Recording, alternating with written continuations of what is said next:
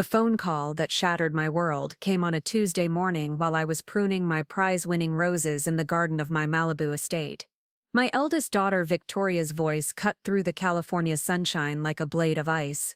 "Mother, we need to talk. You're becoming too much work for all of us to handle.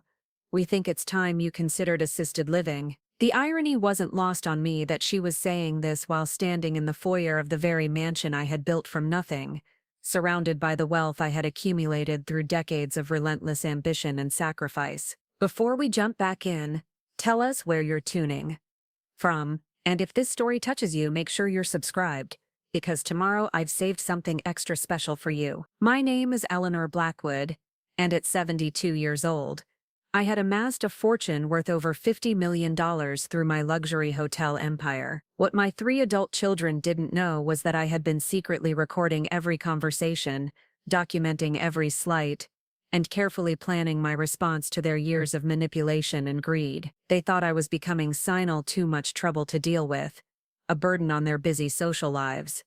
They had no idea that the woman they were trying to discard was about to teach them the most expensive lesson of their lives. It started innocently enough, or so I thought. 6 months earlier, I had begun experiencing some minor health issues that required more frequent doctor visits and occasional help with heavy lifting around my sprawling estate. At first, my children seemed concerned, even caring. Victoria, my oldest at 45, was a prominent socialite married to a hedge fund manager. She would arrive at my home with expensive flowers and concerned expressions, asking about my medications and suggesting I hire more help. Charlotte, my middle daughter at 42, worked as an art curator and lived in a penthouse I had purchased for her in downtown Los Angeles. She would bring organic groceries and lecture me about proper nutrition while scrolling through her phone. My youngest, Harrison, was 40 years old and had never held a real job in his life, living comfortably off the trust fund I had established for him while pursuing his passion for vintage car collecting. The shift began subtle. Victoria started suggesting that perhaps I was getting confused about my medications. Charlotte began questioning my financial decisions, wondering aloud if I was really capable of managing my business affairs. Harrison, ever the entitled youngest child, started making comments about how exhausting it was to worry about me constantly. They spoke to me with the tone one might use with a difficult toddler, all patient smiles and condescending explanation. What they failed to understand was that I had built my empire by being sharper than everyone around me, and age hadn't dulled that edge one bit. I had started with nothing but a secretarial job at a small hotel in downtown San Francisco 45 years ago. Through sheer determination, strategic thinking, and an ability to read people better than they could read themselves, I had worked my way up to ownership, then expanded to a chain of luxury properties across the West Coast. I hadn't survived hostile takeovers, economic downturns, and decades of cutthroat competition by being weak or confused. The first real warning sign came during what Victoria called a family intervention. All 3 of my children arrived at my home on a Sunday afternoon, their faces wearing matching expressions of concerned determination. They had clearly rehearsed their presentation. Victoria took the lead, explaining that they had been discussing my situation and felt it was time for me to consider my options. The phrase diminished capacity was thrown around with casual cruelty. Charlotte produced a stack of brochures for high-end assisted living facilities, each more expensive than the last. Harrison, ever tactful, suggested that perhaps it would be easier for everyone if I simplified my living situation. I listened to their carefully orchestrated performance with growing clarity about their true motivations. This wasn't about my well-being or safety. This was about control. Control of my assets, my properties, my business decisions, and ultimately, my inheritance. They had convinced themselves that I was becoming a liability, too much trouble to manage, and that the solution was to warehouse me somewhere convenient while they took over the empire I had spent a lifetime building. What struck me most was their assumption that I would simply comply. They spoke about my future as if I were no longer capable of making my own decisions. Victoria mentioned how difficult it had become for her to manage her social calendar around my needs. Charlotte complained about the stress of worrying whether I was taking my medications correctly. Harrison actually had the audacity to suggest that my continued independence was selfish because it caused them anxiety. I smiled and nodded throughout their presentation, asking thoughtful questions about the facilities they had researched. I praised their thoroughness and expressed gratitude for their concern. What I didn't tell them was that I had already begun implementing a plan that would change everything. For weeks I had been documenting their behavior, recording conversations, and consulting with my longtime attorney about updating my estate planning. The woman they thought was too confused to manage her own affairs was about to demonstrate exactly how sharp her mind remained. The breaking point came 3 weeks later. I had scheduled a routine medical procedure. Nothing serious, just a minor outpatient surgery that required someone to drive me home afterward. I called Victoria first, as I usually did, explaining that I needed her help for just a few hours on Thursday morning. Her response was a masterclass in manipulation disguised as concern. "Oh, Mother, Thursday is impossible. I have my Pilates class, and then lunch with the charity board. You know how important my commitments are. Besides, don't you think this is exactly what we were talking about? These constant needs for help are becoming overwhelming for all of us. Maybe if you were in a proper facility, there would be trained staff to handle these situations." I called Charlotte next, hoping for better results. Her response was equally telling. "Eleanor, I simply cannot rearrange my schedule every time you have an appointment. I'm curating a major exhibition that opens next month. The stress of constantly worrying about your health issues is affecting my work. Have you given any more thought to those facilities Victoria showed you? It really would be better for everyone." Harrison's response was the most brutal in its honesty. "Mom, to be frank, these requests are becoming excessive. I can't drop everything every time you need something. It's not fair to expect us to revolve our lives around your medical issues. You're becoming too much work, and it's not sustainable. We all have our own lives to live." There it was. The truth laid bare. I was too much work, too inconvenient, too demanding of their precious time and attention. The woman who had sacrificed everything to give them the privileged lives they now led was being dismissed as a burden. The irony was breathtaking. I had worked 18-hour days for decades, missing their school plays and soccer games, postponing vacations and personal relationships, all to build the wealth that now funded their comfortable existences. And now, when I needed them for a few hours, I was too much trouble. I ended up calling my assistant Maria, a woman I had employed for 15 years, who immediately offered to help and seemed genuinely concerned about my well-being. As she drove me to and from the medical center, I found myself confiding in her about my children's behavior. Maria, ever diplomatic, simply said, "Mrs. Blackwood, some people don't appreciate what they have until they lose it." Her words sparked something in me. An idea that had been forming in the back of my mind suddenly crystallized into a concrete plan. If my children truly believed I was too much work, if they genuinely felt burdened by my existence, then perhaps it was time to relieve them of that burden entirely. Not by disappearing into some sterile facility as they hoped, but by removing myself from their financial lives completely. That evening, I called my attorney, Margaret Chen, a brilliant woman I had worked with for over 20 years. I explained the situation and my intentions. Margaret, who knew my children well and had witnessed their entitled behavior over the years, was not surprised by my decision. She had actually been expecting this conversation for some time. "Eleanor," she said, "I've been watching your children's attitudes toward you for years, the way they speak to you, the assumptions they make about your capabilities, the casual disrespect they show for everything you've accomplished. If you're certain about this path,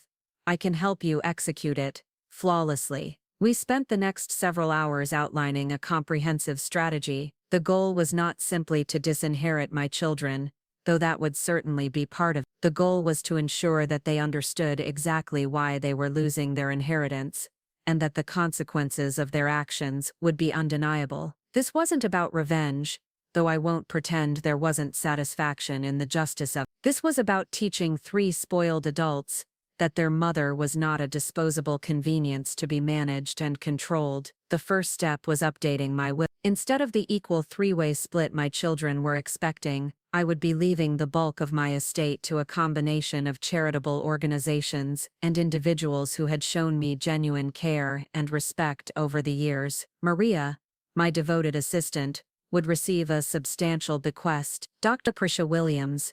Preparing and narrating this story took us a lot of time. So if you are enjoying it, subscribe to our channel. It means a lot to us. Now, back to the story. My longtime physician, who had always treated me with dignity and never questioned my mental acuity, would receive funding for her medical research. The animal shelter where I had quietly volunteered for years would receive enough money to expand their facility and program. But the most important element of my new will was a detailed letter explaining exactly why each of my children had been excluded from inheriting my fortune. I wanted them to understand that this wasn't the decision of a confused or vindictive old woman. This was the calculated response of a successful businesswoman who had finally recognized that her children viewed her as nothing more than an inconvenient obstacle to their inheritance. The second step was restructuring my business holdings to ensure my children couldn't challenge my decisions or claim I lacked the mental capacity to make such changes. Margaret recommended bringing in a panel of medical and psychological experts to evaluate my cognitive abilities and document my complete mental competence. We also arranged for video recordings of me explaining my decisions in detail, demonstrating not only my mental clarity, but also my thorough understanding of the consequences of my actions. Over the following weeks, I continued playing the role they expected of me. I acted slightly more confused during our interactions, asked for help with tasks I could easily handle myself, and generally reinforced their belief that I was declining. Meanwhile, I was methodically documenting every dismissive comment, every rolled eye, every suggestion that I was becoming too much trouble to handle. The recordings were particularly illuminating. Charlotte, during one of her increasingly rare visits, actually complained to Victoria on the phone while standing in my living room, apparently forgetting I was within earshot. "She's getting so needy lately. I swear, every time I come over here, she has some new crisis or request. I can't keep dropping everything to deal with her drama. Maybe we need to be more aggressive about getting her into a facility." Victoria's response was equally telling. "I know exactly what you mean. She called me 3 times this week about completely trivial things. It's like she doesn't understand that we have our own lives to manage. The sooner we can get her settled somewhere with proper supervision, the better for everyone." Harrison's contribution to these conversations was typically blunt. "Honestly, I think she's doing some of this on purpose to get attention. The manipulation is exhausting. We need to set firmer boundaries about what we're willing to accommodate." Each conversation strengthened my resolve. These weren't the words of concerned children worried about their mother's well-being. These were the complaints of people who viewed me as an inconvenience to be managed. They had reduced me to a problem to be solved rather than a person to be cherished. The final straw came during Thanksgiving dinner at my home. I had, as always, arranged for professional catering and opened my house to my children and their families. Victoria brought her husband Marcus and their twin teenage daughter. Charlotte arrived with her latest boyfriend, a pretentious artist who spent the entire evening photographing my artwork for his Instagram account. Harrison came alone, having recently ended another relationship, as was his pattern. The evening started typically enough, with polite conversation and the usual family dynamics. But as the wine flowed and inhibitions lowered, the truth began to emerge more clearly. The turning point came when I mentioned that I was considering updating my estate planning, and asked if they had any thoughts about charitable giving. Victoria's immediate response was telling. "Mother, I really don't think you should be making major financial decisions right now. Your judgment hasn't been as sharp lately, and estate planning is incredibly complex. Maybe this is something we should discuss as a family before you make any changes." Charlotte nodded in agreement. Victoria's right. These kinds of decisions are too important to make impulsively. Perhaps we should involve Marcus in these discussions, given his financial background. Harrison was more direct. "Mom, with all due respect, you've been making some questionable choices lately. Maybe it's time to let us help you manage these bigger decisions." The subtext was unmistakable. They didn't trust me to make decisions about my own money. They wanted control over my assets while I was still alive, presumably to ensure their inheritance remained intact. The assumption that I was no longer capable of managing my own affairs was both insulting and revealing. I decided to test their reactions with a small provocation. "Well, I have been thinking about donating more to charity while I'm alive. There's something satisfying about seeing your money make a difference rather than just leaving it behind." The silence that followed was deafening. Victoria and Charlotte exchanged glances that spoke volumes. Marcus shifted uncomfortably in his chair. Harrison actually set down his wineglass and stared at me with barely concealed alarm. "Mother," Victoria said carefully, "that's a lovely sentiment, but you need to think about your own security first. And of course you'll want to ensure your family is taken care of." "Of course," I replied innocently. "I just want to make sure my money goes to people who truly appreciate it and won't see it as a burden." The word burden hung in the air like a challenge. I watched their faces carefully, seeing the moment when each of them remembered their recent complaints about how much work I had become. The irony was perfect. They had spent months calling me too much work, too demanding, too needy. Now they were confronted with the possibility that their inheritance, the reward they expected for tolerating my burdensome existence, might be in jeopardy. Charlotte was the first to recover, forcing a bright smile. "Mother, you could never be a burden to us. We love you and want to take care of you. If we've seemed stressed lately, it's only because we worry about you so much." Victoria nodded enthusiastically. "Exactly. We've only been concerned about your well-being. Maybe we haven't expressed it properly, but everything we've suggested has been motivated by love." Harrison, never subtle, cut straight to the heart of the matter. "Mom, you're not seriously considering giving away our inheritance, are you? I mean, that money has been in our family for generations. It belongs with family." There it was, the truth they had been dancing around for months. They didn't care about my well-being or my happiness. They cared about securing their financial future. I was not their beloved mother, whose needs should be prioritized. I was the keeper of their inheritance, whose inconvenient demands needed to be managed until they could claim their reward. I spent the rest of the evening observing their behavior with new clarity. Every concerned inquiry about my health was calculated to assess my mental state. Every offer of help came with strings attached, and subtle suggestions about what I should or shouldn't be doing. Every conversation eventually circled back to my financial decisions and their opinions about my capabilities. The most revealing moment came when Victoria cornered me in the kitchen while the others were watching football. "Mother, I hope you know that everything we've said about your living situation comes from a place of love. We just want what's best for you. And naturally, we want to ensure that the wealth you've worked so hard to build stays in the family where it belongs." Her words crystallized everything I had been feeling. The wealth I had worked so hard to build, not the wealth we had built together as a family, not the wealth that represented our shared values and legacy. My wealth, which she felt entitled to inherit simply by virtue of being my daughter, regardless of how she treated me. That night, after everyone had gone home, I sat in my study looking at the family photos that lined the walls, pictures of birthdays and graduations, vacations and holidays, all funded by my tireless work and sacrifice, all enjoyed by children who had grown into adults, who saw me as nothing more than an inconvenient obstacle to their financial security. I called Margaret the next morning and told her I was ready to proceed with our plan. She had been waiting for this call, having watched my situation deteriorate over the months. Within days, we had scheduled the necessary evaluations and begun the process of restructuring my estate. The psychological evaluation was particularly satisfying. Dr. Robert Santos, a respected neuropsychologist, spent hours testing my cognitive abilities, memory, reasoning skills, and decision-making capacity. His final report was unequivocal. I was operating at the cognitive level of someone decades younger, with no signs of dementia, confusion, or diminished capacity. In fact, he noted that my strategic thinking and problem-solving abilities were exceptional for someone of any age. The medical evaluation was equally thorough. My longtime physician, Dr. Williams,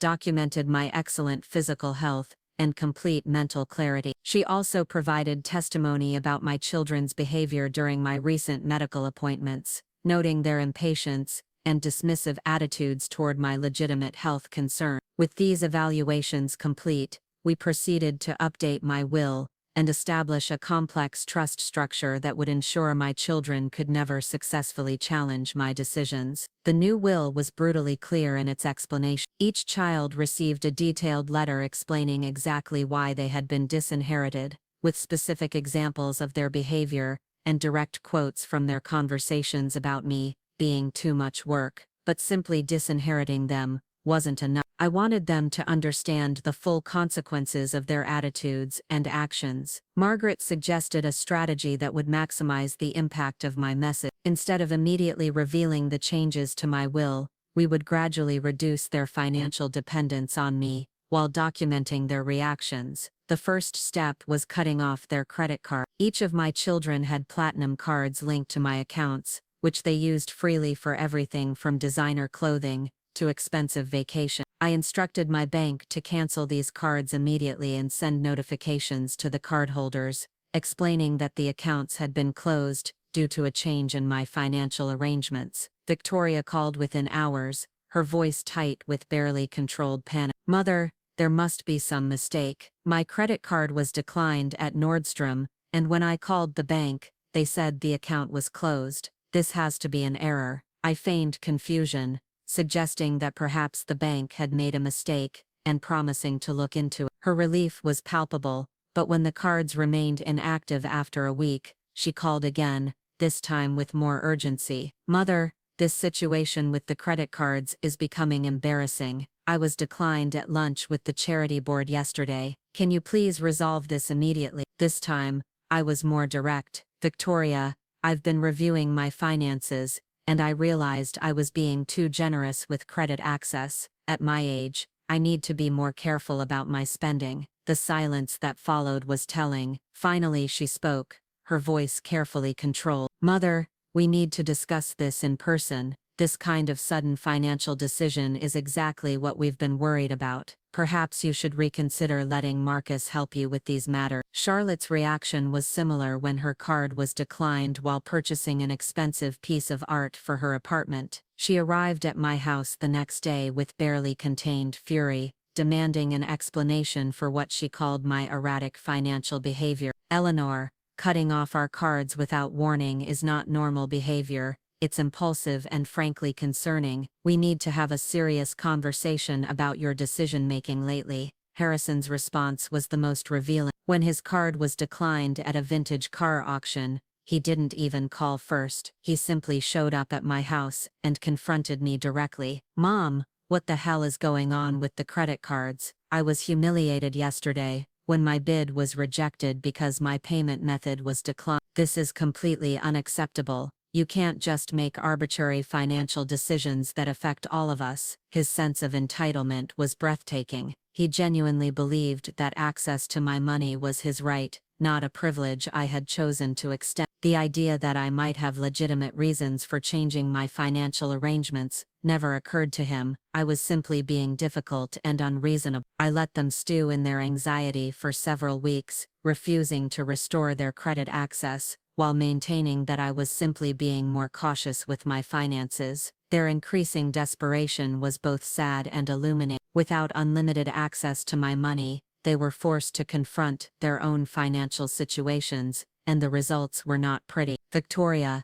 despite her husband's substantial income, had become so accustomed to supplementing their lifestyle with my money that she was struggling to maintain her social obligation. Charlotte discovered that her art curator's salary, while respectable, was nowhere near sufficient to support the luxury lifestyle she had grown to expect. Harrison, who had never developed any meaningful source of income, was facing the terrifying prospect of actually having to work for a living. Their individual responses to this financial pressure revealed their true characters more clearly than years of family dinners ever had. Victoria became increasingly manipulative, alternating between guilt trips about how much stress I was causing her, and veiled threats about my need for professional care. Charlotte turned cold and calculating, suggesting that my behavior was evidence of declining mental capacity, and that the family needed to take action. Harrison simply became angry, abandoning any pretense of filial affection,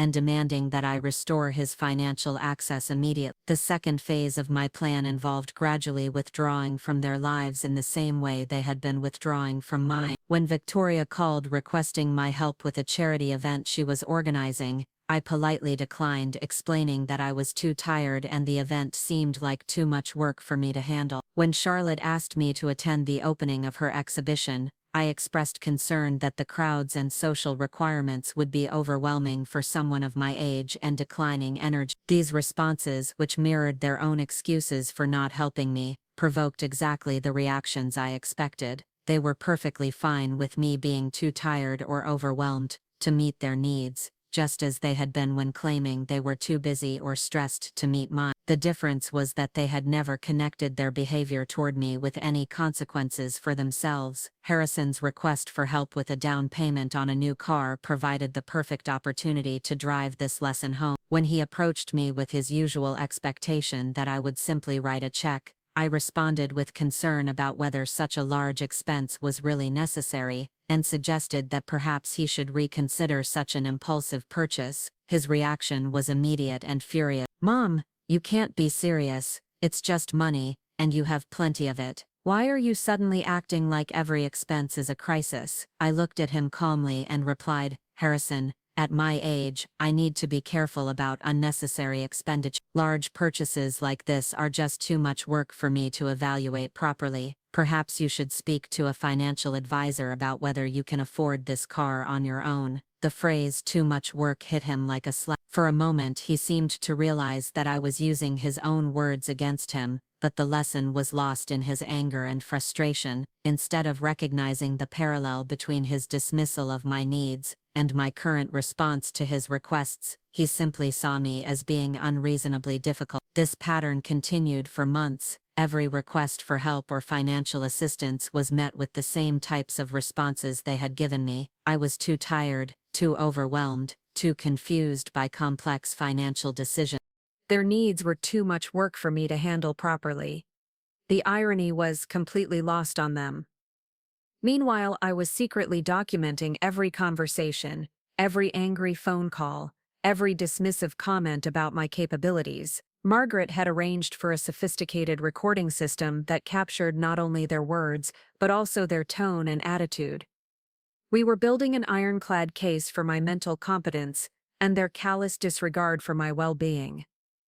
The third phase of my plan was the most satisfying. I began making very public charitable donations, ensuring that my children would hear about them through social media and local news coverage. The first donation was $5 million to establish a scholarship fund for underprivileged students at the local community college. The second was $3 million to fund a new wing at the animal shelter where I volunteered. Each donation was accompanied by a press release explaining my motivation for giving back to the community that had supported me throughout my career. I made sure to emphasize how much joy I found in helping others, and how satisfying it was to see my money making a real difference in people's lives. The reaction from my children was swift and predictable. Victoria called within hours of the first news story, her voice barely controlled. "Mother, making major charitable donations without consulting the family is exactly the kind of impulsive behavior we've been worried about. $5 million is an enormous amount of money to give away without proper consideration." Charlotte was more direct in her criticism. "Eleanor, these donations are reckless. You're giving away our inheritance without any thought to your family's financial security. This behavior is becoming increasingly erratic and concerning." Harrison dispensed with any pretense of concern for my well-being. "Mom, you need to stop giving away my inheritance. That money belongs to the family, not to random charities. If you keep this up, there won't be anything left for us." Their use of possessive language was telling. Victoria spoke of our inheritance and the family's financial security. Harrison explicitly referred to my money as my inheritance. They had already claimed ownership of wealth I had earned through my own efforts, reducing me to a temporary custodian of what they considered their rightful property. I continued making strategic donations over the following months, each one carefully calculated to maximize both social impact and my children's anxiety. $1 million to fund medical research, $2 million to support local small businesses, another $1 million to establish an emergency fund for families in crisis. Each donation was publicly celebrated and personally fulfilling, while also serving notice that their expected inheritance was rapidly diminishing. The psychological pressure on my children was evident in their increasingly desperate attempts to regain control over my financial decisions. Victoria arranged for Marcus to visit me under the pretense of offering investment advice, clearly hoping to influence my spending pattern. Charlotte suggested that I might benefit from professional financial management, recommending a firm where she happened to know several executives.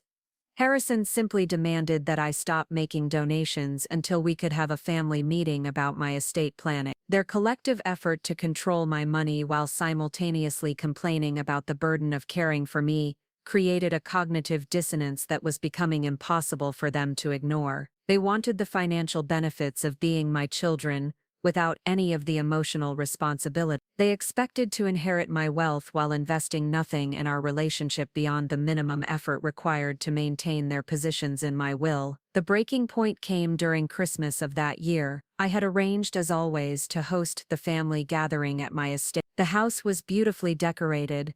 Professional catering had prepared an elaborate meal, and expensive gifts waited under the tree for each family member. But the atmosphere was tense with unspoken conflicts and growing resentment. Victoria arrived with a folder of documents, claiming she had been researching financial management options for my consideration. Charlotte brought her latest boyfriend along with a photographer ostensibly to capture family memories, but clearly focused on documenting my valuable art collection. Harrison showed up late and immediately began complaining about his financial situation, hinting broadly about his need for immediate assistance. The conversation during dinner inevitably turned to my recent charitable activity. Victoria, emboldened by wine and frustration, finally said what had been building for months. "Mother, we need to have an honest conversation about these donations. You're giving away enormous amounts of money to organizations that have no connection to our family. Meanwhile, your own children are struggling financially because you've cut off our normal support." Charlotte nodded in agreement.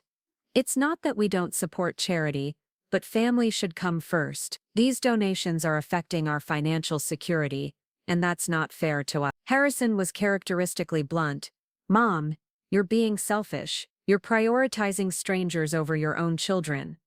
That money should be staying in the family, not going to random charities that probably waste most of it anyway." Their words crystallized everything I had been feeling for the past year. They saw my charitable giving as theft from their inheritance. They viewed my money as rightfully theirs, despite their consistent message that caring for me was too much work for them to handle. They wanted the benefits of being my heirs without any of the responsibilities of being my children. I set down my wine glass and looked at each of them carefully. "I find it interesting that you're so concerned about family financial security now, when for months you've been telling me that my needs are too much work for you to handle. You've made it clear that caring for me is a burden you're not willing to accept, but you still expect to inherit my wealth." The silence that followed was deafening. Victoria's face flushed red as she realized her hypocrisy was being exposed. Charlotte shifted uncomfortably, unable to meet my eyes. Harrison simply stared at me with open hostility. "That's not fair, Mother,"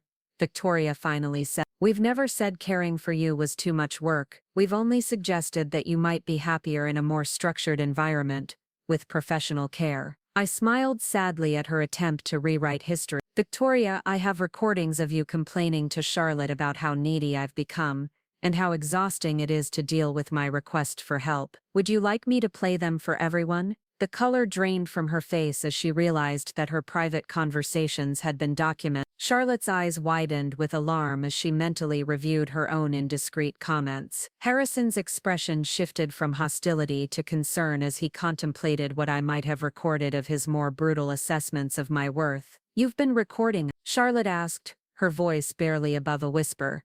"I've been documenting everything," I replied calmly. "Every complaint about how much work I am, every suggestion that I'm becoming too much trouble to handle, every dismissive comment about my capability, every assumption about my mental state, all of it." The room erupted in simultaneous protests and denials. Victoria insisted that any comments she had made were taken out of context. Charlotte claimed that her concerns were motivated by love and worry for my well-being. Harrison accused me of violating their privacy and trust. I listened to their excuses with growing clarity about the choices I needed to make. These people, my own children, had spent months systematically undermining my dignity and autonomy while positioning themselves to inherit my wealth. They had reduced me to an inconvenient obstacle to their financial security while simultaneously demanding that I maintain their comfortable lifestyles. The truth is, I continued, you've all made it very clear that I'm too much work for you to handle. You've suggested that I need professional care because my needs are too demanding for busy people like yourselves. You've complained about the burden of helping me with basic tasks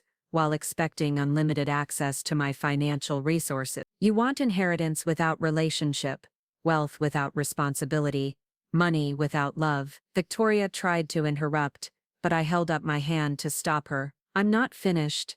For months I've been listening to you discuss me like I'm a problem to be managed rather than a person to be cherished. You've made decisions about my future without consulting me, assumed control over my choices without my consent, and treated me like an inconvenient obligation rather than your mother. The truth was finally being spoken aloud, and the impact was devastating. Years of carefully maintained family harmony were crumbling as the reality of our relationships was exposed. The pretense of loving concern was being stripped away to reveal the calculated self-interest that had been driving their behavior. Charlotte made one last attempt at damage control. Mother, if we've said things that hurt you, we're sorry, but you have to understand that we've been worried about you. When someone you love starts making erratic decisions, it's natural to be concerned. Her words only reinforced my resolve. Even now, faced with clear evidence of their callous attitudes, she was still trying to frame their behavior as concern for my well-being rather than anxiety about their inheritance. They simply could not admit that their primary motivation had been financial rather than emotional. I stood up from the table,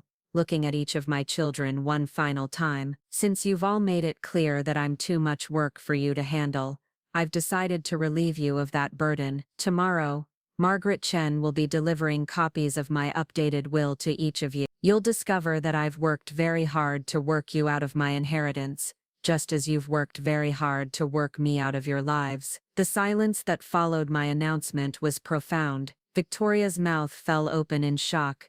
Charlotte's face went pale as the implications sank in. Harrison's expression shifted from confusion to fury as he processed what I had just told them. You can't be serious, Victoria whispered.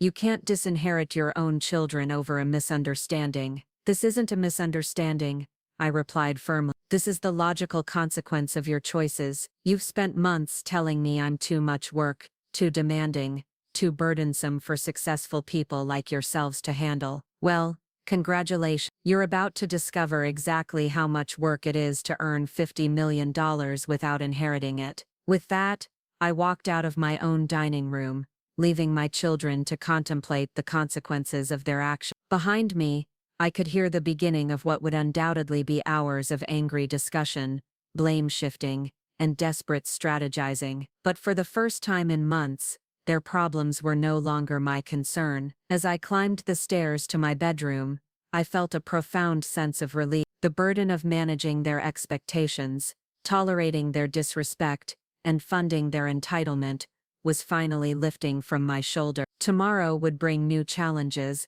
as they attempted to contest my decision. But tonight, I could rest in the knowledge that I had finally taken control of my own life and destiny. The woman they had dismissed as too much work was about to teach them the most expensive lesson of their life. And unlike the countless other lessons I had tried to teach them over the years, this one would be impossible for them to ignore or forget. The morning after my Christmas revelation, I woke to the sound of my phone buzzing incessantly on the nightstand. 17 missed calls from Victoria, 12 from Charlotte, and 23 from Harrison. The voicemails ranged from tearful apologies to angry demands for explanations, to threats of legal action. I deleted them all without listening past the first few seconds of each one. Margaret arrived at my estate at precisely 9 o'clock, carrying 3 identical manila envelopes, containing copies of my new will and the accompanying documentation. She looked remarkably composed for someone about to deliver what would undoubtedly be the most shocking news my children had ever received. "Are you absolutely certain about this course of action, Eleanor?" she asked, though her tone suggested she already knew my answer. "Once these documents are delivered, there will be no going back quietly. Your children will almost certainly contest the will, demand psychiatric evaluations, and make your life extremely difficult for the foreseeable future." I poured myself a cup of coffee and gazed out at the Pacific Ocean visible from my kitchen window, the same view I had worked 18-hour days to afford, the same horizon I had stared at while making countless business decisions that built the empire my children now felt entitled to inherit. "Margaret, I've spent the last year documenting every conversation, every dismissive comment, every suggestion that I lack the mental capacity to manage my own affairs. They've created an ironclad case against themselves. If they want to challenge my decision, they'll have to publicly defend their treatment of me in court.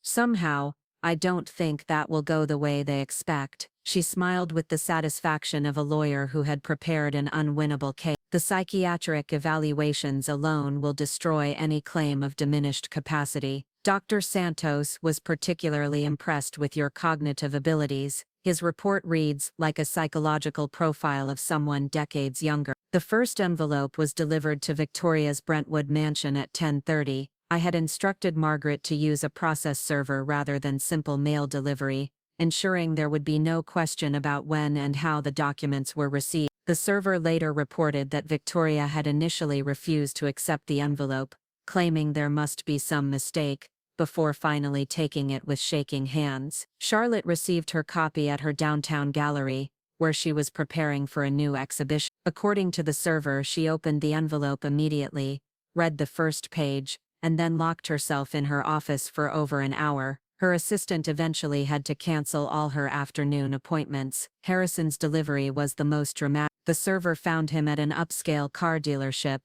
apparently negotiating the purchase of a vintage Porsche he clearly couldn't afford without access to my money. He opened the envelope in the showroom, read the contents aloud in disbelief, and then stormed out, leaving the bemused salesman wondering what had just happened. By noon, all three of my children were converging on my estate like vultures circling a carcass. I watched from my study window as their cars pulled into my circular driveway within minutes of each other. Victoria emerged from her Mercedes, looking haggard and desperate.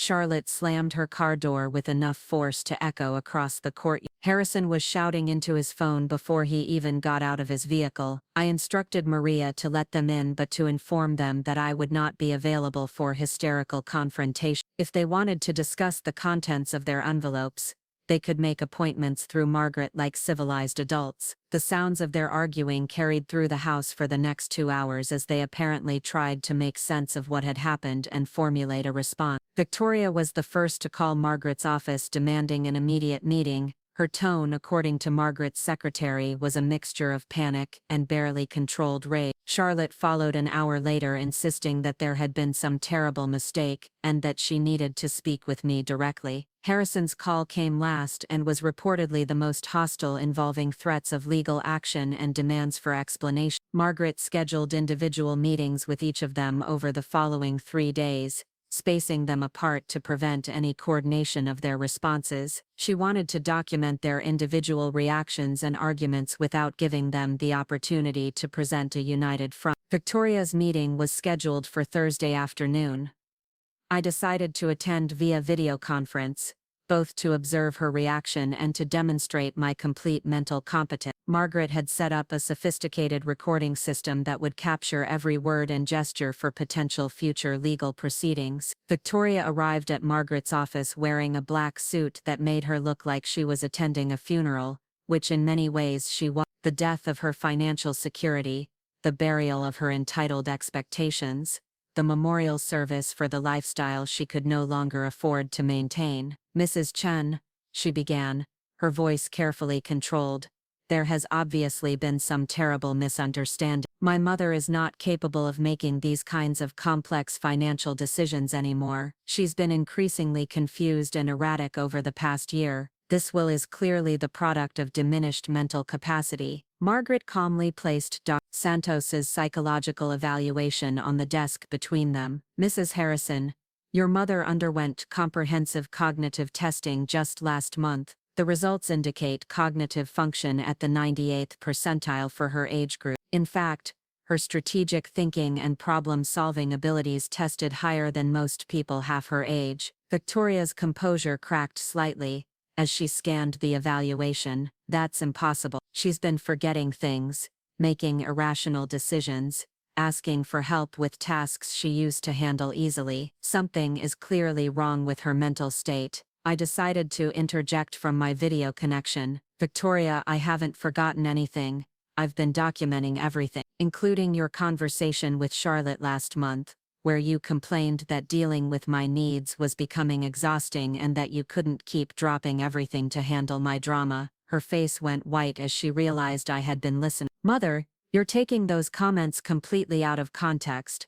I was stressed and I have recordings, Victoria. Hours of them. Would you like Margaret to play the one where you told Harrison that I was becoming too much work and that the sooner you could get me into a facility, the better for everyone? The silence that followed was deafening. Victoria looked between Margaret and the video screen with growing desperation as she realized the extent of the evidence against her. Her carefully constructed narrative about concerned children worried about their mother's well-being was crumbling in real time. Those recordings were made without our consent, she finally said. They can't be legal. Margaret smiled with the patience of someone who had anticipated this argument. California is a one-party consent state, Mrs. Harrison. Your mother had every legal right to record conversations in her own home. In fact, given your suggestions about her mental incapacity, the recordings actually support her decision to document her own cognitive clarity. Victoria tried a different approach. Even if the recordings are legal, they don't prove anything. Family members sometimes say things in frustration that they don't really mean. The important thing is that we love our mother and want what's best for her. What's best for me, I said quietly, is not being treated like an inconvenient burden by my own children. What's best for me is not having my mental capacity questioned every time I make a decision you don't like. What's best for me is not funding the lifestyles of people who see me as too much work to care for. Victoria's mask finally slipped completely. Mother, you can't seriously be throwing away our entire relationship over some misunderstandings. We're your children. We're your family. That money is supposed to be ours. There it was, the truth she had been dancing around for months. The money was supposed to be theirs, not earned, not deserved, simply expected by virtue of their birth. They had reduced our entire relationship to a financial transaction where their inheritance was payment for tolerating my existence. The money was supposed to go to my children, I corrected her. But children don't treat their parents the way you've treated me. Children don't complain about their parent being too much work while expecting unlimited access to their parents' resources. You stopped being my child the moment you started seeing me as a burden instead of your mother. Victoria broke down completely at that point, tears streaming down her face as she begged for forgiveness and promised to change, but her pleas rang hollow because they were motivated by financial desperation rather than genuine remorse. She wasn't sorry for how she had treated me. She was sorry about the consequences of being caught. Charlotte's meeting the following day followed a similar pattern, though her approach was more calculated and manipulative. She arrived with a folder of research about elder abuse and financial exploitation, clearly intending to argue that someone had unduly influenced my decision-making. Margaret, she began in her most professional tone, I've been researching cases of financial elder abuse, and my mother's situation shows several classic warning signs. Sudden changes to estate planning, isolation from family members, and decisions that go against long-standing family expectations. Margaret didn't even look up from her notes. Blackwood, your mother made these decisions after extensive consultation with medical and psychological professionals who confirmed her complete mental competence. She also made them in response to documented evidence of your family's treatment of her. If anyone has been engaging in elder abuse, it's the children who repeatedly told their mother she was too much work while expecting to inherit her wealth. Charlotte shifted tactics, trying to appeal to my emotion. Mother, I know we haven't always communicated perfectly, but surely you understand that we were only trying to help. When we suggested assisted living, it was because we thought you might be happier with professional care and social activities with people your own age. Charlotte, I replied, you suggested assisted living because you were tired of me calling when I needed help. You explicitly told Victoria that my requests for assistance were becoming excessive and that it wasn't fair to expect you to revolve your life around my medical issue. Her face flushed with embarrassment as she realized I could quote her exact words. I was having a difficult time at work, and I may have expressed my stress inappropriately, but that doesn't mean I don't love you or want what's best for you. What you wanted was for me to disappear into a facility so you could continue accessing my money without the inconvenience of actually caring for me. You wanted inheritance without relationship, wealth without responsibility. Charlotte tried one final manipulation,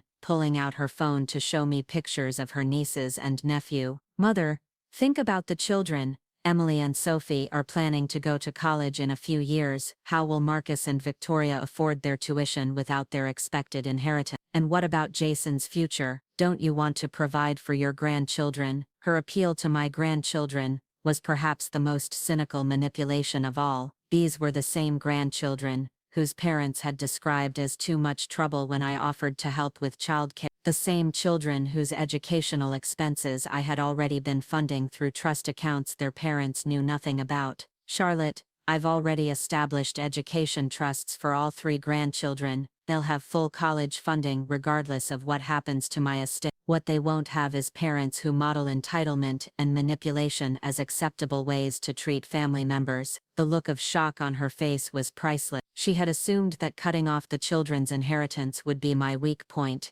the emotional lever she could use to force me to change my decision. Instead, she discovered that I had been thinking several steps ahead, protecting the grandchildren while still holding their parents accountable for their behavior. Harrison's meeting was scheduled for Friday, and I expected it to be the most volatile. Unlike his sisters, he had never been subtle about his sense of entitlement, or his expectation that my money would fund his lifestyle indefinitely. His approach to the inheritance crisis was characteristically direct and aggressive. He stormed into Margaret's office like a man preparing for battle, his face red with anger and his voice already raised before he even sat down. This is completely unacceptable. I don't know what kind of manipulation you've been feeding my mother, but this will contest is obvious evidence of undue influence. Margaret remained perfectly calm in the face of his hostility. Miss Blackwood, your mother made these decisions independently, after extensive evaluation by medical and psychological professionals. She also made them in response to your own documented statements about her being too much work for you to handle. Too much work. Harrison's voice rose even higher. When did I ever say my mother was too much work? I leaned forward in my video connection, looking directly at him. 3 weeks ago, when I asked you to drive me home from a medical procedure, you said, and I quote, "Mom, to be frank, these requests are becoming excessive. I can't drop everything every time you need something. You're becoming too much work, and it's not sustainable." Harrison's mouth opened and closed like a fish out of water as he realized I could recite his exact words. That was taken completely out of context. I was having a bad day. And you were having a bad day, I interrupted. I was recovering from surgery and needed a ride home. But somehow your bad day was more important than my medical needs. He tried to backtrack, claiming that he had been stressed about work and hadn't meant what he said. But his explanations only made things worse as he inadvertently confirmed that he had indeed said the things I was quoting. Look, he finally said, abandoning any pretense of concern for my well-being. I don't care about apologies or explanations. I care about my inheritance. That money has been in our family for generations, and you don't have the right to give it away to strangers. His words crystallized everything wrong with his attitude. The money hadn't been in our family for generations. I had earned every penny through my own hard work, but in his mind, my wealth had somehow become his birthright, something he was entitled to regardless of his behavior or treatment of me. Harrison, that money was never yours. It was mine, earned through decades of work you've never bothered to understand or appreciate. And now it's going to people who actually deserve it, people who treat me with respect and kindness. His reaction was explosive. He shouted about family loyalty and accused me of being manipulated by gold diggers and opportunists. He threatened to contest the will, to have me declared incompetent, to expose what he called my erratic behavior to the media. His threats were empty and desperate, but they revealed the depth of his entitlement and the poverty of his character. Margaret let him exhaust himself with his tirade before calmly presenting the evidence of his mental competence and the documentation of his own words. By the time he left her office, he was defeated and deflated, finally understanding that his inheritance was truly gone, and that his own behavior had caused its loss. Over the following weeks, my children made various attempts to change my mind or find ways around my decision. They tried family interventions, emotional manipulation, and even threats of legal action. Victoria hired her own attorney, who quickly advised her that contesting the will would be expensive and futile given the evidence of my mental competence. Charlotte attempted to rally other family members to her cause, calling distant relatives and family friends to complain about my behavior. But most people who knew me well had witnessed my children's entitled attitudes over the years and weren't surprised by my decision. Several actually congratulated me on finally standing up for myself. Harrison's approach was the most desperate. He attempted to reconcile by showing up at my house with flowers and apologies, claiming he had realized the error of his way. But his contrition was obviously calculated, motivated by financial desperation rather than genuine remorse. When I refused to see him, he began calling Maria to ask about my daily routine, clearly hoping to ambush me somewhere outside my home. The most revealing incident occurred when Victoria organized what she called a family meeting at her house, inviting me to discuss our relationship and find a path forward. I agreed to attend, curious to see what kind of strategy they had devised. The meeting was clearly choreographed. All three children were present, along with their spouses, and they had prepared talking points about family unity and the importance of forgiveness. Victoria led off with a speech about how much they loved me and how sorry they were for any misunderstanding. "Mother," she said, her voice carefully modulated for maximum emotional impact, "we've all done some soul-searching over the past few weeks, and we realize we may have been insensitive to your needs. We want to make things right between us." Charlotte nodded earnestly. "We've been talking about ways we can be more involved in your life and more supportive of your independence. We don't want you to feel like we see you as a burden." Harrison, clearly reading from prepared notes, added, "Mom, I want to apologize for anything I said that made you feel unappreciated. You're not too much work. You're our mother, and we should have been more available when you needed us." Their performance was impressive in its coordination and emotional manipulation. They had obviously spent considerable time crafting their approach and practicing their delivery, but their apologies were undermined by their obvious motivation and the calculated nature of their presentation. I listened to their entire presentation without interrupting, allowing them to believe they were making progress. When they finished, Victoria looked at me expectantly, clearly anticipating that I would be moved by their show of contrition. "That was beautifully rehearsed," I said finally. "You've obviously put a lot of thought into what you think I want to hear, but here's the problem. None of this is genuine. You're not sorry for how you treated me. You're sorry about losing your inheritance. You're not interested in having a better relationship with me. You're interested in regaining access to my money." Their faces fell as they realized their strategy wasn't working. Victoria tried to protest, but I held up my hand to stop her. "If you were genuinely sorry, you would have apologized months ago when your behavior was causing me pain. If you genuinely wanted a better relationship, you would have made an effort when I needed your help, not after I cut off your financial access. This performance is motivated by greed, not love." Marcus, Victoria's husband, finally spoke up. "Eleanor, I think you're being unfair. People make mistakes, and families work through their problems. Surely the children deserve a chance to make amends." His intervention revealed the extent to which the entire family had been discussing my decision and strategizing their response. This wasn't a spontaneous expression of remorse. It was a calculated campaign to manipulate me back into compliance. "Marcus," I replied, "for months, your wife complained about how much work I was becoming while spending my money freely. She suggested I needed professional care because helping me was too inconvenient for her schedule. Now that she's lost access to my resources, she's suddenly discovered her maternal devotion. The timing is rather convenient. don't you think? The meeting dissolved into arguments and accusations as their unified front crumbled under scrutiny. Victoria blamed Charlotte for being too obvious about her financial motivations. Charlotte accused Harrison of sabotaging their efforts with his aggressive demand. Harrison simply stormed out, declaring that he was done pretending to care about my feelings, when all he really wanted was his money back. Their behavior during and after the meeting only confirmed the wisdom of my decision. They were incapable of seeing me as anything other than an obstacle to their financial security. Even their attempts at reconciliation were motivated by greed, rather than genuine affection or respect. As winter turned to spring, my new life began to take shape. Without the constant stress of managing my children's expectations and tolerating their disrespect, I found myself with more energy and enthusiasm than I had felt in years. The money I had previously spent supporting their lifestyles was now available for causes and people I actually cared about. I increased my charitable giving significantly,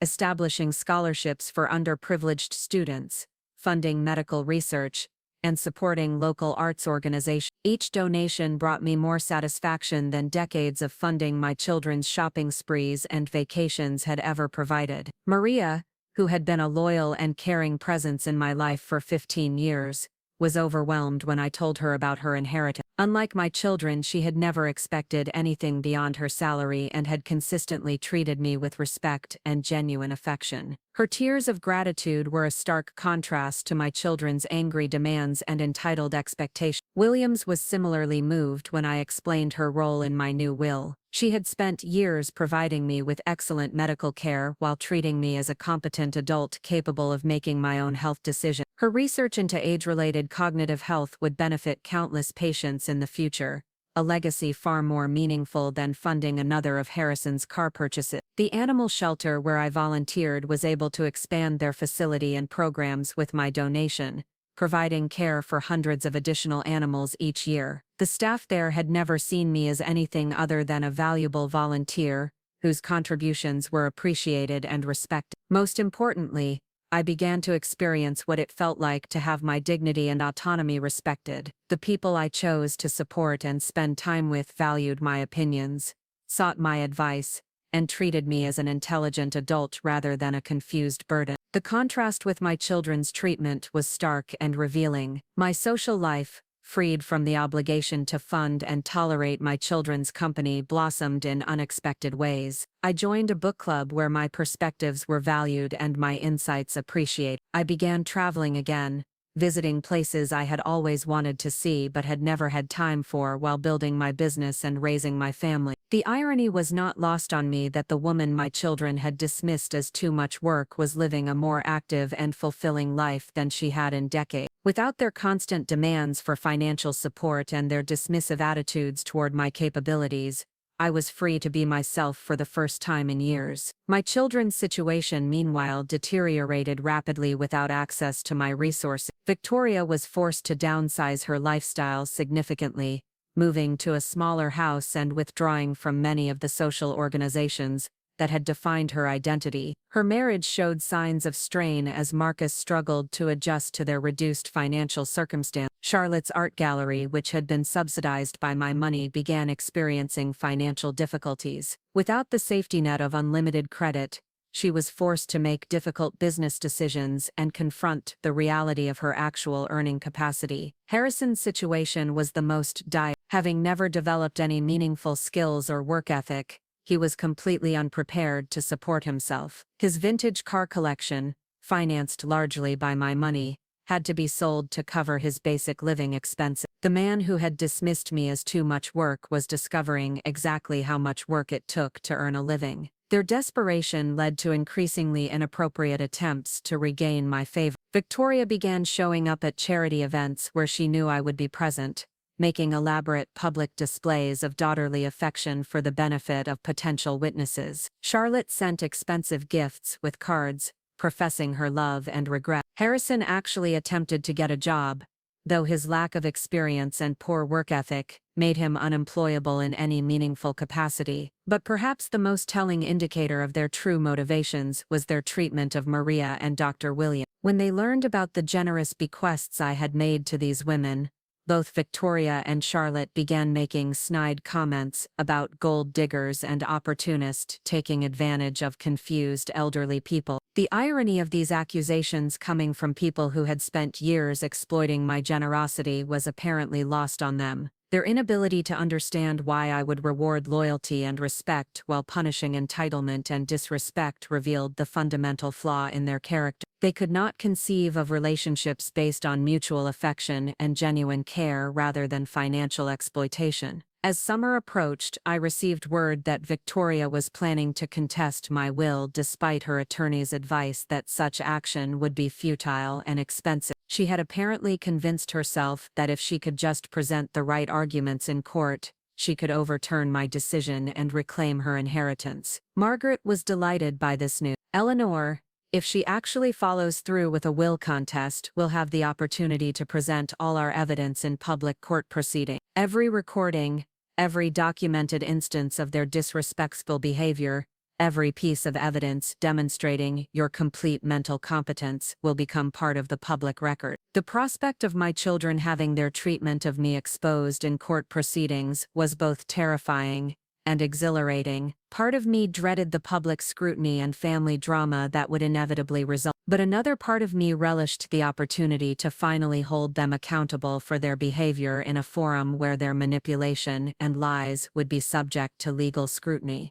Let them contest it, I told Margaret. Let them try to explain to a judge why children who repeatedly called their mother too much work deserve to inherit her fortune. Let them defend their treatment of me in front of a jury of their peers. Justice has a way of revealing truth, and I'm confident that truth will vindicate my decision. As I prepared for the potential legal battle ahead, I reflected on the journey that had brought me to this point. A year ago, I had been a wealthy but lonely woman whose own children saw her as nothing more than an inconvenient obstacle to their inheritance. Today, I was a woman who had reclaimed her dignity, surrounded herself with people who genuinely cared about her, and found the courage to demand the respect she deserved. The woman they had dismissed as too much work had worked very hard indeed to work them out of her inheritance. And as I looked toward an uncertain but hopeful future, I knew that every moment of that work had been worth it. The courtroom was packed on the morning Victoria's will contest finally went to trial. 6 months of legal maneuvering had failed to produce a settlement, despite Margaret's repeated offers to allow my children to withdraw their challenge gracefully. Victoria's desperation had only intensified as her financial situation worsened,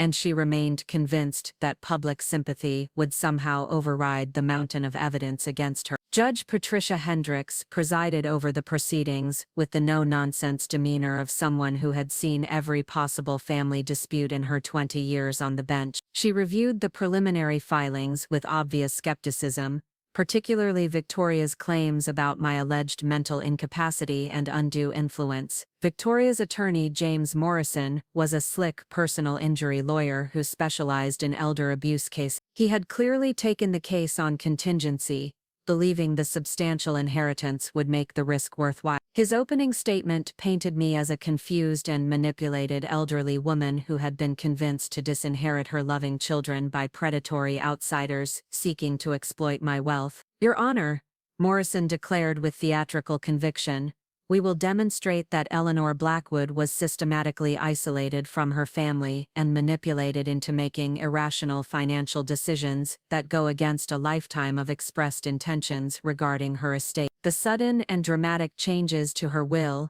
made in secret without family consultation, clearly indicate diminished capacity and undue influence. Margaret's response was devastating in its simplicity.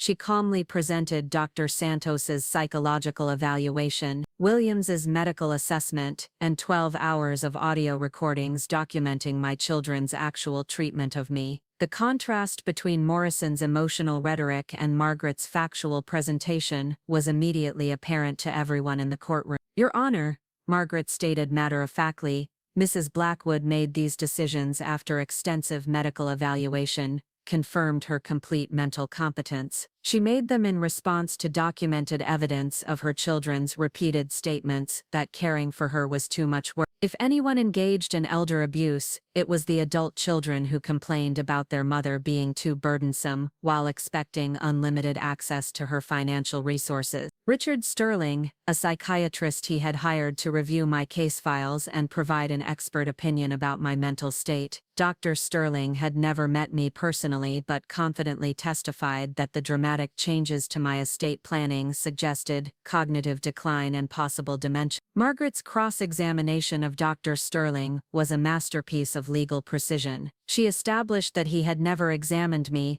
never spoken with me, and had based his opinion entirely on second-hand accounts provided by my children. When she presented Dr. Santos's comprehensive evaluation, showing cognitive function in the 98th percentile for my age group, Dr. Sterling was forced to admit that such results would be inconsistent with any form of dementia or cognitive impairment. Dr. Sterling, Margaret asked with quiet intensity, if a 72-year-old woman tested in the 98th percentile for cognitive function, demonstrated exceptional memory recall, and showed superior problem-solving abilities, would you consider her mentally incompetent to make financial decisions? Sterling's reluctant admission that such a person would be exceptionally mentally competent effectively demolished Morrison's entire theory of the case. The expert witness he had called to support claims of diminished capacity had just confirmed my complete mental acuity. Victoria took the stand on the second day, and her testimony was a disaster from the beginning. Under Morrison's gentle questioning, she painted herself as a devoted daughter who had only wanted the best for her aging mother. She claimed that her suggestions about assisted living were motivated by concern for my safety and happiness, not convenience for herself. But Margaret's cross-examination revealed the truth with surgical precision. She played recording after recording of Victoria complaining about how much work I had become,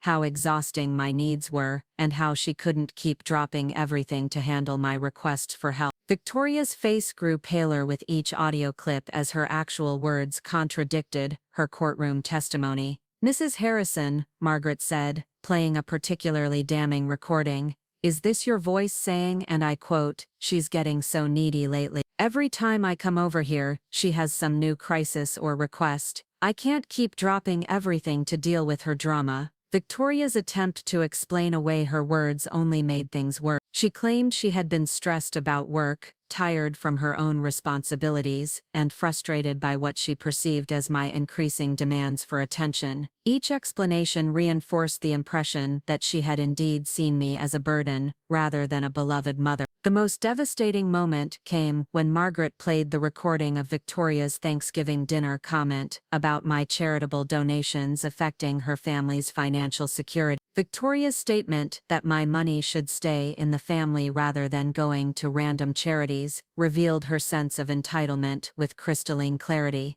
"Mrs. Harrison," Margaret asked quietly, "do you believe your mother's money belongs to you?" Victoria's hesitation before answering was deafening. When she finally claimed that she had never felt entitled to my wealth, Margaret simply played another recording, where Victoria explicitly referred to my donations as giving away our inheritance. Charlotte's testimony followed a similar pattern. Her attempt to portray herself as a concerned daughter worried about my well-being crumbled under the weight of recorded evidence, showing her complaints about my medical needs being too disruptive to her schedule. Her suggestion that I might benefit from professional financial management was revealed as an attempt to gain control over my assets, rather than protect my interests. Harrison didn't even take the stand. His attorney advised against it after Victoria and Charlotte's testimonies had gone so poorly. Morrison tried to argue that Harrison's absence shouldn't be held against him, but the damage was already done. The jury had heard enough evidence to understand the family dynamics clearly. The most powerful testimony came from Maria, who described years of witnessing my children's dismissive treatment of me while observing my continued mental acuity and business judgment. Her emotional account of their complaints about my being too much work while they simultaneously expected financial support created a devastating portrait of entitled adult children,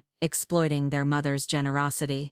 Williams testified about my excellent physical and mental health, my clear understanding of my medical conditions, and my rational approach to treatment decisions. She also described my children's impatient behavior during medical appointments, and their tendency to speak about me, as if I weren't present or capable of understanding my own healthcare. But perhaps the most effective witness was Mrs. Eleanor Blackwood herself. Margaret had me testify on my own behalf, and I spoke clearly and passionately about building my business empire, the sacrifices I had made for my children, and the pain of discovering that they saw me as too much work while expecting to inherit my wealth. Your Honor, I said, looking directly at the judge, I spent 45 years building a successful business through hard work and determination. I raised 3 children, putting them through college, and helping them establish their career. When I needed their help for a few hours after minor surgery, they told me I was becoming too much work. When I made charitable donations with my own money, they complained that I was giving away their inheritance. They wanted the benefits of being my heirs without any of the responsibilities of being my children. Morrison's cross-examination was gentle but ineffective. He tried to suggest that I was holding grudges over minor misunderstandings, but I was able to cite specific dates, times, and exact quotes from dozens of interactions. My detailed memory and clear articulation of my reasoning made it impossible to argue that I was confused or manipulated. The jury deliberated for less than 3 hours before returning a unanimous verdict in my favor. They found that I possessed complete mental competence when making my estate planning decisions, and that those decisions were rational responses to my children's documented behavior. Victoria's will contest was dismissed with prejudice, meaning she could never bring another challenge. Judge Hendricks's closing comments were particularly satisfying. This court finds that Mrs. Blackwood demonstrated exceptional mental clarity and sound judgment in restructuring her estate. The evidence shows that her decisions were based on years of documented treatment by her adult children, who repeatedly characterized caring for their mother as too much work while expecting to inherit her substantial wealth. The court cannot and will not force a competent adult to leave money to children who have demonstrated such callous disregard for her dignity and well-being. The financial consequences of the failed will contest were severe for Victoria. Morrison's fees alone cost her over $100,000, money she couldn't afford to lose. The public nature of the trial also exposed her family's dysfunction to their social circle,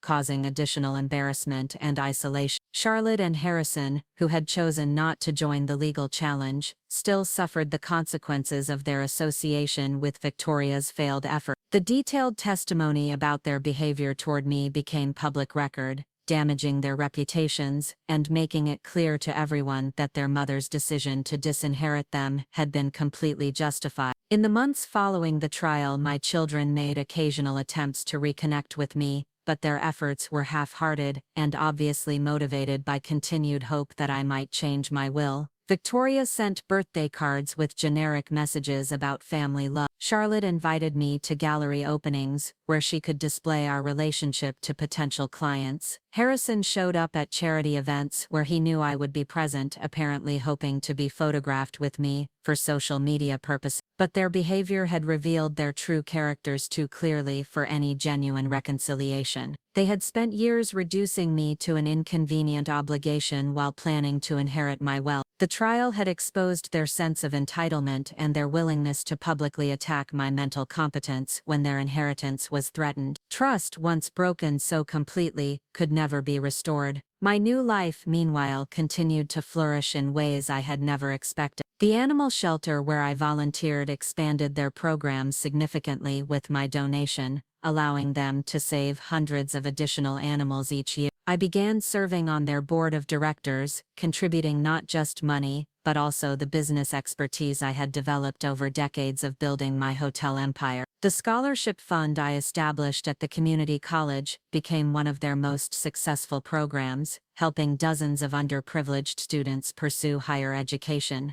I enjoyed meeting the scholarship recipients and hearing about their goals and dreams. Their gratitude and respect reminded me what healthy relationships were supposed to feel like. Maria thrived in her new role as executor of my estate and manager of my charitable foundation. Her genuine care for my well-being and her integrity in handling my affairs proved that family isn't always defined by blood relations. She became the daughter I had always hoped to have, someone who valued my wisdom and experience rather than just my money. Dr. Williams used my research funding to make significant advances in understanding age-related cognitive health. Her work would benefit countless patients in the future, creating a legacy far more meaningful than funding another generation of entitled trust fund recipients. My social life expanded beyond anything I had experienced while supporting my children's expensive lifestyles. I joined a book club where my opinions were valued and my insights appreciated. I began traveling again, visiting places I had always wanted to see but had never had time for while building my business and managing my family's demands. The travel was particularly liberating. For the first time in decades, I could make spontaneous decisions about where to go and how long to stay without worrying about my children's schedules or expectations. I visited art museums in Europe, toured historical sites in Asia,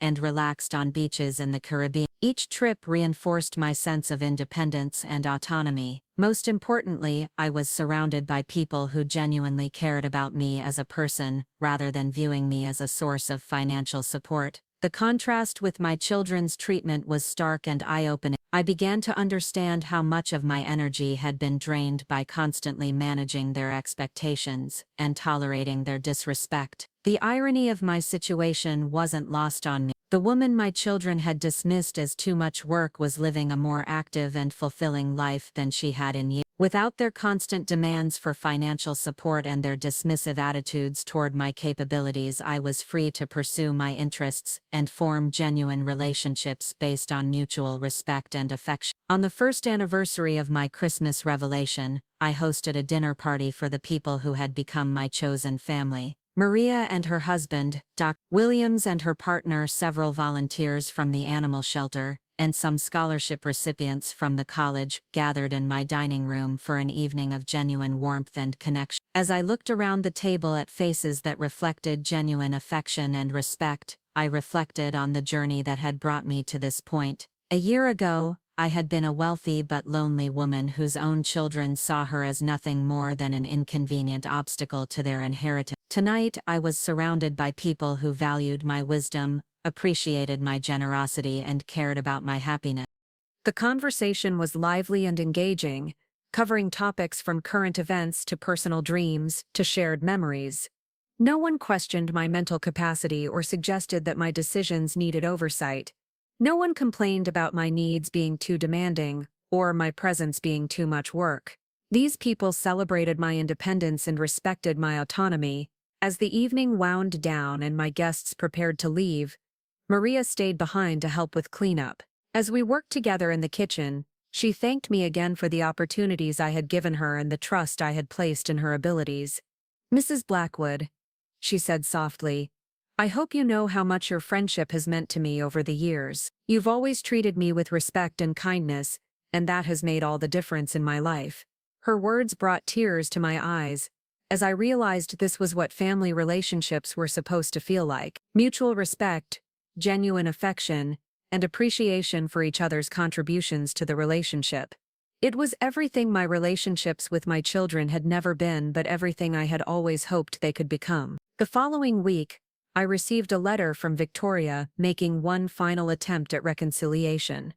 She claimed to have learned from the trial and to understand why I had made my decision. She promised to change her behavior and rebuild our relationship if I would consider updating my will to include my children again. But her letter was filled with the same manipulation and entitlement that had characterized our relationship for years. She focused on what she had learned about managing my expectations rather than what she had learned about respecting my dignity. She promised to be more careful about what she said rather than promising to genuinely care about my well-being. Most tellingly, she ended the letter by suggesting that surely I didn't want to be remembered as the mother who abandoned her children over minor misunderstandings. I didn't respond to her letter. There was nothing left to say. The woman they had dismissed as too much work had indeed worked very hard to work them out of her inheritance, and that decision remained the best choice I had ever made for my own dignity and happiness. As I entered my 74th year, I looked toward the future with optimism and excitement rather than the dread and resignation that had characterized my later years. While supporting my ungrateful children, I had money to donate to causes I believed in, time to spend with people who appreciated my company, and the freedom to make my own decisions without interference from entitled adult children who saw me as a burden. The empire I had built through decades of hard work would continue to make a positive difference in the world through my charitable foundation and the organizations I supported.